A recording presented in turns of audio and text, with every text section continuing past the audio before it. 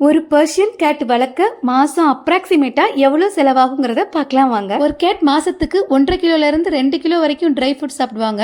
மார்க்கெட்ல 1 kilo dry food 450 ரூபாயில இருந்து கிடைக்குது. இது ஒவ்வொரு பிராண்டுக்கு ஏற்ற மாதிரி ரேட் வித்தியாசப்படலாம்.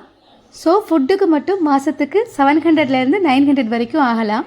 பூனைகளை குட்டி குட்டியா சந்தோஷப்படுத்த ட்ரீட், கிரேவி இது மாதிரி வாங்கி கொடுக்கலாம். இதுக்கு மாசத்துக்கு 300ல இருந்து 500 ரூபாய் வரைக்கும் ஆகும்.